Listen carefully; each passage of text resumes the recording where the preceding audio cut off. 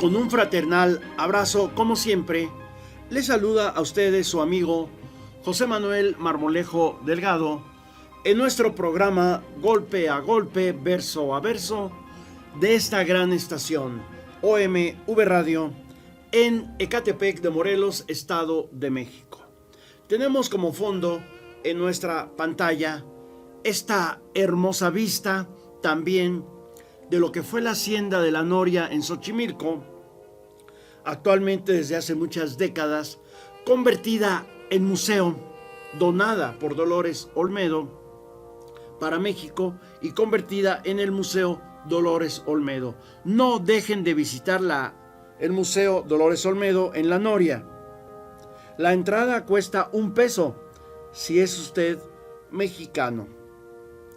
Damos inicio a nuestro programa hablando de la historia de nuestro municipio, Ecatepec, en base, como siempre, a nuestra fuente, que es el libro Efemérides de Ecatepec, de la coautoría de Juan Pablo García Vallejo y Alfonso Bautista García, que seguiremos usando como fuente hasta agotarla. Nos vamos a remitir al año 1744, año en el que se organiza el trabajo agrícola en Ecatepec. Según el censo de la época, San Cristóbal Ecatepec era una cabecera poco poblada, cuyos campesinos jornaleros carecían de tierra propia para trabajar. Los terrasgueros eran jornaleros que trabajaban tierras prestadas por el hacendado a cambio de trabajo de temporal gratis para las haciendas.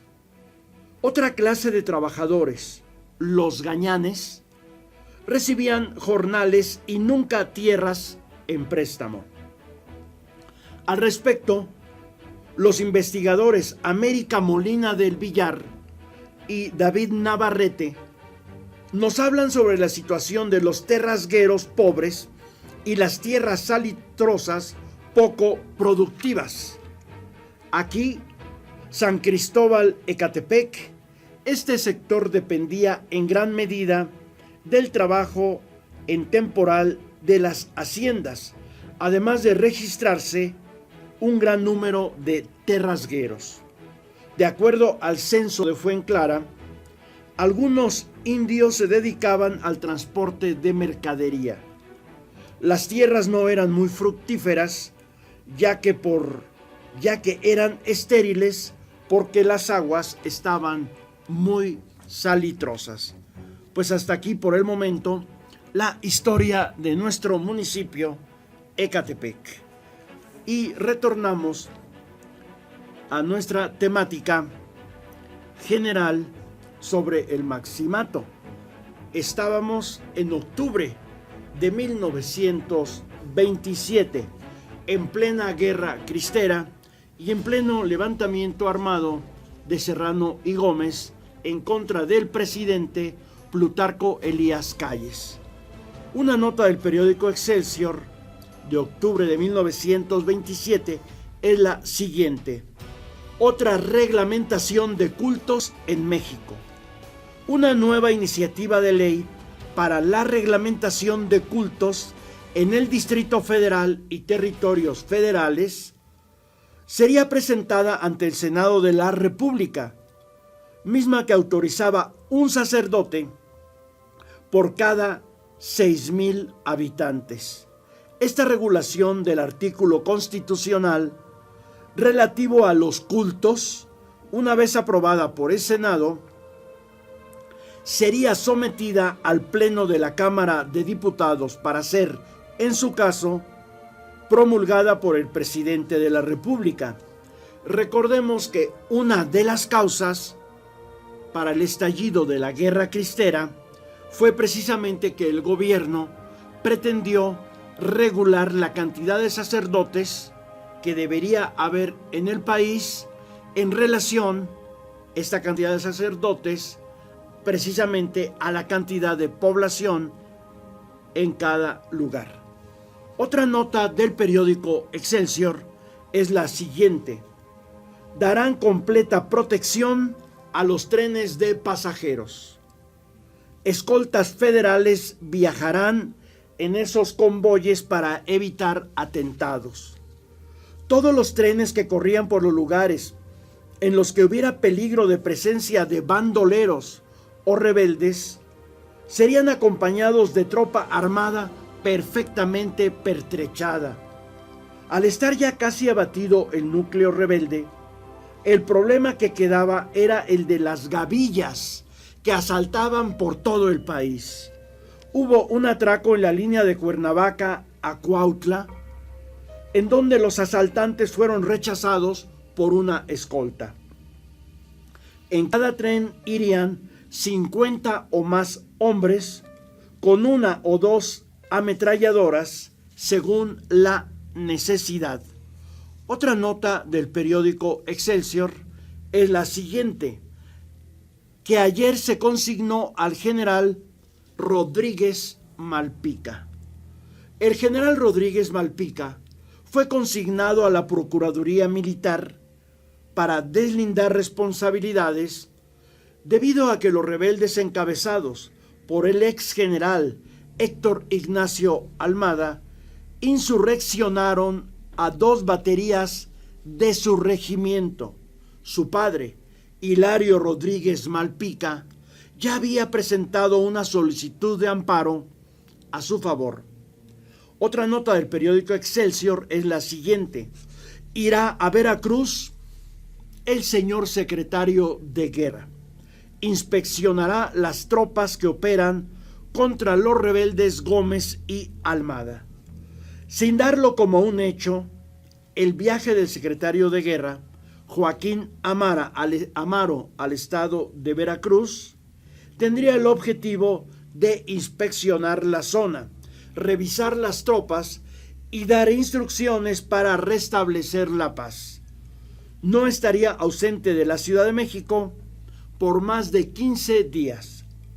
Otra nota del periódico Excelsior es: no lograrán escaparse los exgenerales Gómez y Almada.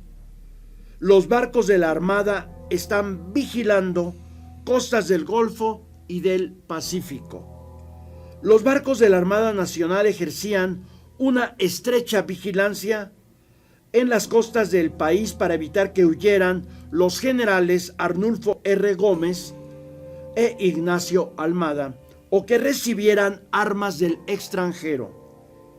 La vigilancia se ejerció tanto en las costas del Océano Pacífico, de Manzanillo hasta Acapulco, y en las del Golfo, desde Tabasco hasta Tamaulipas.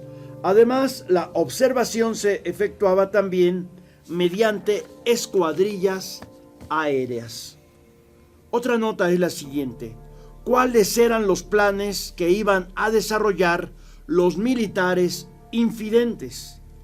El diputado Ricardo Topete hace declaraciones acerca de los planes de los generales Gómez y Serrano y por la forma como fue juzgado este último.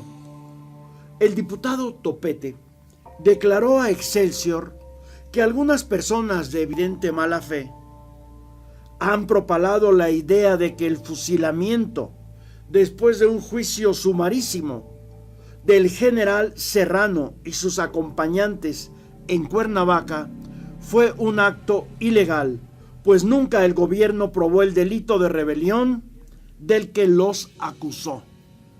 Afirmó Topete que Calles probó fehacientemente el delito, sí, cómo no, mismo que fue investigado exclusivamente desde agosto de este año por agentes confidenciales del gobierno. Manifestó el diputado obregonista que Calles no actuó antes porque quiso que los autores de la asonada dieran al pueblo mexicano una prueba pública incontrovertible de su actitud sediciosa, a pesar del riesgo contra la propia vida del primer mandatario, ya que los rebeldes planeaban asesinarlo a él, a Obregón y a Joaquín Amaro. Pues qué irresponsable actitud, tanto de Topete, por decir todo esto, puras mentiras. Y qué irresponsable actitud de Plutarco Elías Calles, que por defender su vida que estaba en riesgo, permitió la sublevación de estos dos soldados que provocaron una guerra civil que costó la vida de miles de mexicanos y el sufrimiento de muchas familias, la pérdida de muchas economías, y solo lo hizo por salvar su vida. Con peligro de su vida, pobrecito, el señor presidente esperó a que Héctor Ignacio Almada, con mando de tropas, abandonara la Ciudad de México en actitud rebelde, y a que Gómez y Serrano hicieran lo mismo subrepticiamente.